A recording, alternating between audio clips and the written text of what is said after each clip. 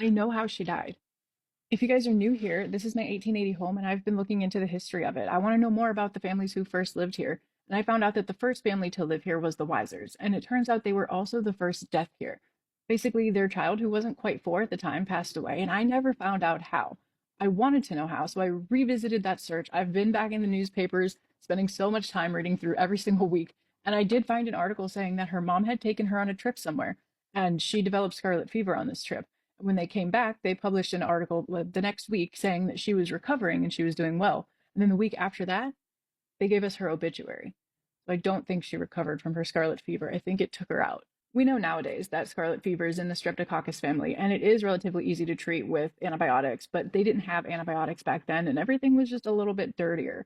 So it flourished really well in all of these dirty and overcrowded environments, especially big cities, and that seems to be where Mrs. Weiser had gone. So that would explain how her daughter picked this up.